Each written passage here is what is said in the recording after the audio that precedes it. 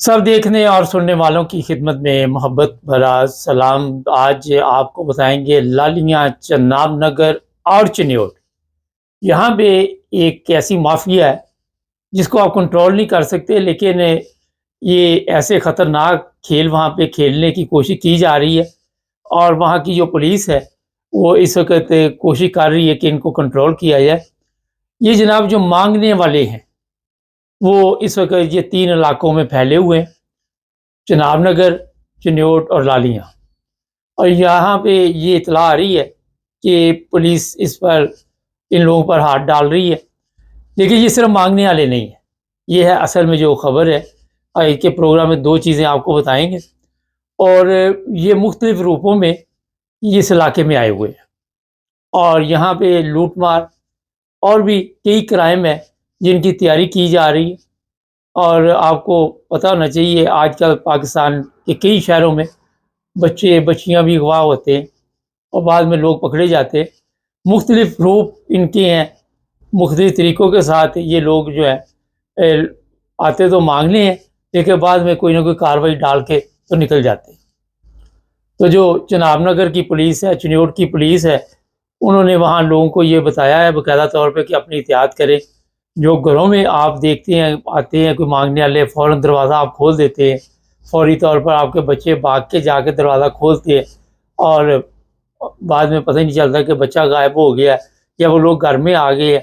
घर में घुस के लूट मार की या आपको कोई भी नुकसान पहुँचा सकते। इसलिए आपने मुकम्मल एहतियात करनी है। मुझे याद है मैं भी इसी इलाके में एक दफ़ा गया हुआ था 15-20 साल पहले। तो वहाँ पे एक मांगने वाला, तो मैंने कहा यार तुम कहाँ से आए हो? तो वो कहने लगा जी मैं फ़लाँ इलाके से आया हूँ।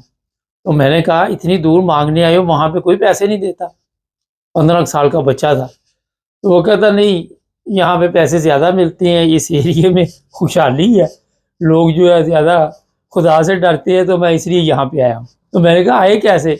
कहता पैदल ही आ गया हूँ दरिया क्रॉस करके। तो मैं बताना आपको ये चाहता हूँ, और बिल्कुल ठीक-ठाक था, 14, 15, 16 साल का था। तो वहाँ पे पाकिस्तान जैसे मुल्क में बच्चे भी जो है वो काम करते हैं, मेहनत करते हैं, मज़दूरी करते हैं और अपना सिस्टम चलाते हैं। अब इस उम्र के बच्चे जो होते हैं वो मांगने पे लगे हों, अल्लाह बेहतर जानता वो किस चक्कर में वहाँ पे फिर रहा था, क्या मकसद था उसका। और पैदल ही दरिया कहता है मैं क्रॉस करके आ गया। तो आपको ये बता देते हैं कि ये जितने भी फ़कीर हैं, सबसे पहले तो मैं आपको बताऊँ, जो सेहतमंद फ़कीर हैं उनको पैसे देने गुनाह है। उनका पता करें, सिक्योरिटी होनी चाहिए। ये सिर्फ पुलिस पे ना रहें, अपने भी लोगों को कहें कि ज़रा ध्यान रखें। जो भी मांगने वाले हों उनका पता-पुता करें भी किधर से आए हैं ये। और ऐसा भी है आज का पंजाब गवर्नमेंट लगी हुई है कि नशई जो है उनके पीछे पड़ी हुई है, तो मांगने वालों के पीछे भी पड़ना चाहिए। इनकी भी सफाई करनी चाहिए, पाबंदी होनी चाहिए। ऐसे कैंप बनाने चाहिए जहाँ पे इनको खुराक-शुराक मिले, वहाँ पे बंद करके रखो इन्हें, इन्हें इजाज़त ही ना हो मांगने की। तो ये इस्लामी मुल्कों की बदबख्ती भी है मुसलमानों की कि जहाँ भी जाएँगे, यहाँ भी इंग्लैंड, जर्मनी में भी आपको इस काफ में औरतें नज़र आ जाती हैं और इसका फ़ायदा फिर दूसरे लोग भी उठाते हैं। वो भी मुसलमान बन के, पिछले दिनों मैंने एक इंडिया का देखा था बंदा, वो पकड़ा उन्होंने, तो उससे पूछा आप कौन हो? तो कहता मुसलमान हूँ। जब उसे पूछा नमाज़ें कितनी है? तो उसको पता ही नहीं था। जब उसे कोई सूरत पूछी तो उसको वो भी पता नहीं था। जब उसे पूछा कलमा सुनाओ, वो भी नहीं पता था। तो फिर ये दूसरी जो कौमें या ये दूसरे मज़हब के लोग हैं, वो कहते हैं यार मुसलमान बन के पिछले दिनों एक जहाज़ में भी नारा किसी ने अल्लाहु अकबर का लगा दिया। बाद में पता चला वो मुसलमान नहीं था। तो मुसलमानों की तरफ से ये बयानात आते हैं कि मुसलमानों को बदनाम किया जाता है। अब बदनाम क्यों किया जाता है? काम जो अच्छे हैं।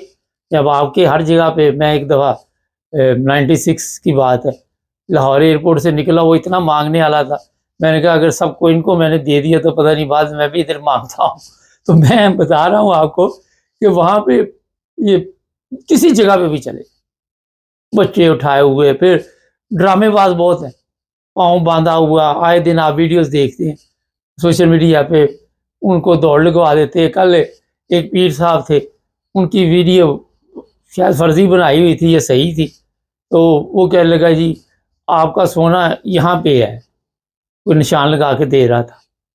ज़मीन के अंदर है, देग है, उसमें सोना, आपके जो बड़े थे वो छुपा गए थे तो निकाल लेना। उसको वो घर ले आए और घर ला के तो उसको जब रोटी दी तो रोटी के ऊपर सालन डाल दिया। एक उन्होंने वैसे बनाया हुआ था, तो अंदर सलाद रख दिया, रोटी बंद कर दी। अब वो के पीर साहब कहे कि सलाद के बगैर तो मैं रोटी खाता नहीं। वो के सलाद तो अंदर है, वो के मुझे तो नज़र नहीं आ रहा। उसने दिखाया कि ये देखो नीचे, साथ ही उसने छड़ी पकड़ ली और उसकी पिटाई शुरू कर दी कि देख तुझे नज़र आ गई है, तो ये सलाद नज़र नहीं आया रोटी के दरमियान में जो पड़ा हुआ था।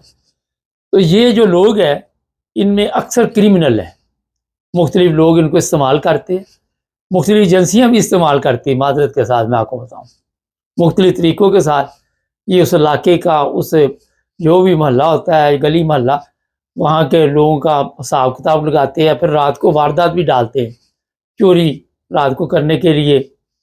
इस घर में, ये घरों में आपने देखा पिछले दिनों आए दिन इस तरह के वाक़यात होते हैं, काम करने वाली होती हैं, वो अब काम पे रख दिया फिर भी चोरी।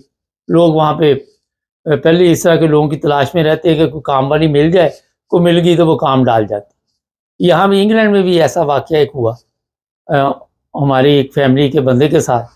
वो घर में किसी को काम वाली को रखा, वो काम डाल के हमारा जब पूछा खींचा तो उसने बताया ही नहीं। बाद में 2 घरों में चोरी हुई थी, एक की वो मान गई, दूसरी की मानी। तो ये जो लोग हैं मांगने वाले, इनसे मत रहना। एक तो आपको ये मैंने खबर दे दी है और इन पे आपने भरोसा नहीं करना, ये भी एक चीज़ ध्यान में रखें। दूसरी ये है कि लालियाँ, चिनाब नगर और चिन्योट, यहाँ पे जो दुकानदार है उन्होंने दुकान तो ली होती किराए पे, अब साथ उनके ज़हन में होता कि ये पूरी जगह भी सड़क तक जो है ना ये भी हमारी है, और वहाँ पे वो सामान रख देते। अभी एक ऐसा ऑपरेशन वहाँ पे चल रहा है और तेज़ हो रहा है कि जो सामान आपका बाहर पड़ा होगा, ऐसे तो पूरे पाकिस्तान में खलबली मची हुई है, मगर आज मैंने इन 3 इलाकों की बात सोचा करूँ, तो वो सामान उठा के ले जाएंगे। वो सामान एक तो आपका नहीं, दूसरा आप पे जुर्माना होगा, FIR भी काटी जा सकती है। इसलिए जो दुकानदार है वहाँ पे, उनको चाहिए कि अपना सामान अंदर रखें।